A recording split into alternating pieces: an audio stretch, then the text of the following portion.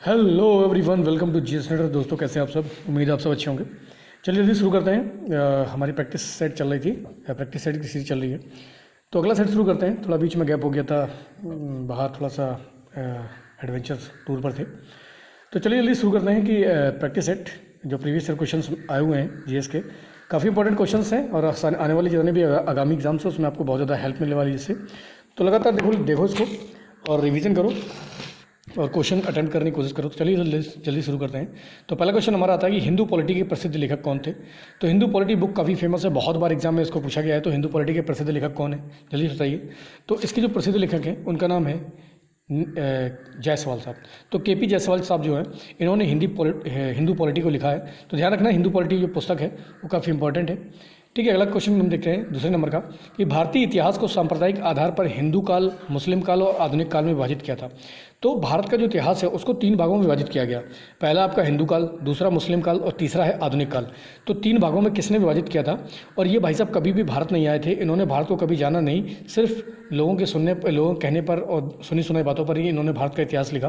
तो काफ़ी important point हो जाता है ये, और बुक काफ़ी इंपॉर्टेंट हो जाती है। बहुत बार एग्जाम में इसको पूछा भी गया है कि सांप्रदायिक आधार पर किसने विभाजित किया था हिंदू काल, मुस्लिम काल और आधुनिक काल को। तो ये थे जेम्स मिल। कौन थे?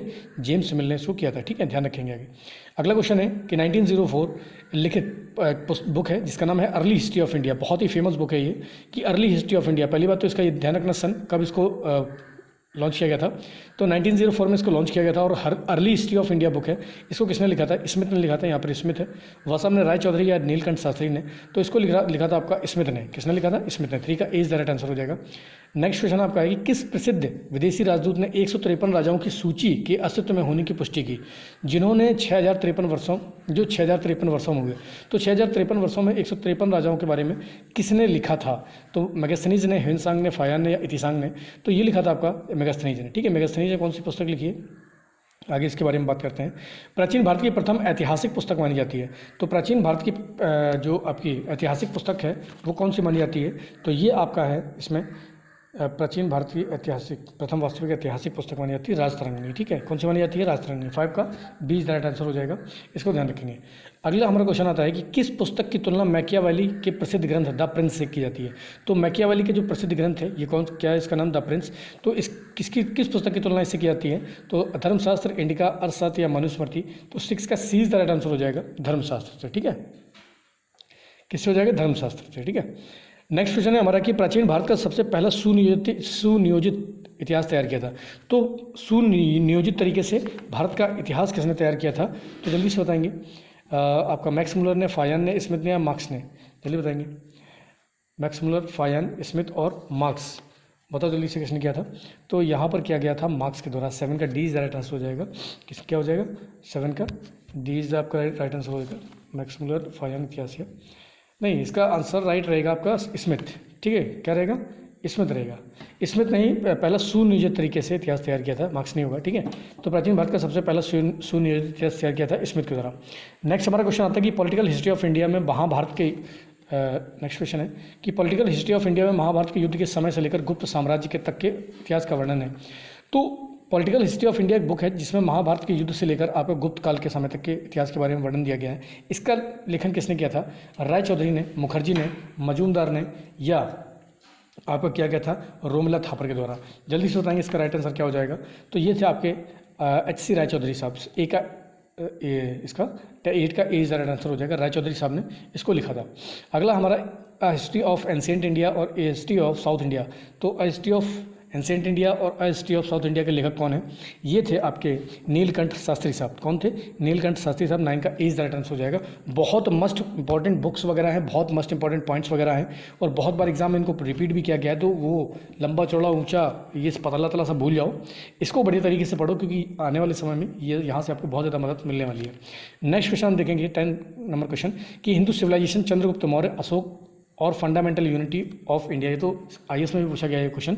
तो इसके लेखक कौन है? तो जल्दी से बताएंगे इसके लेखक कौन है।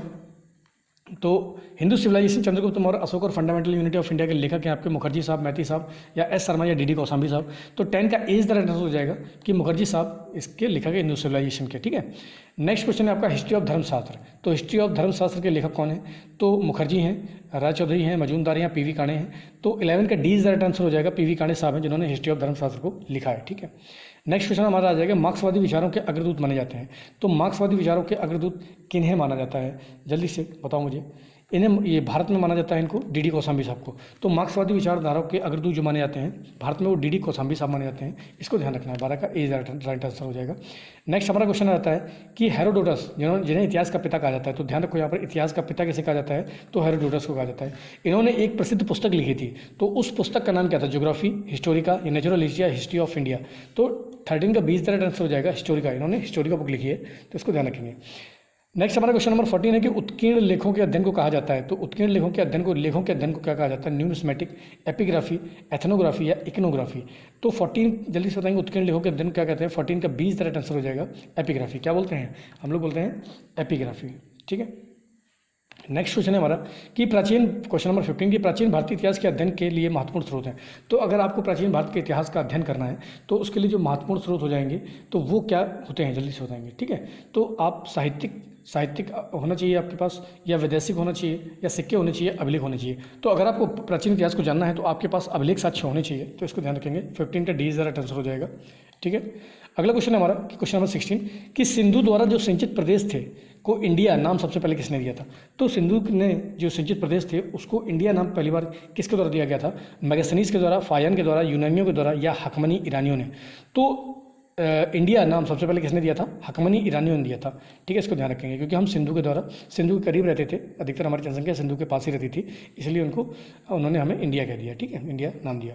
अगला है कि चीनियों ने भारत के लिए किस शब्द का प्रयोग किया था? तो जो चाइनीज थे उन्होंने भारत के लिए कौन से शब्द का प्रयोग किया था? इंतु का, तियनचू का, या चुआनतू का, या तियन चुआन। तो ये भी काफ़ी इंपॉर्टेंट हो जाता है पॉइंट। जल्दी से बताएंगे किसका यूज़ किया था?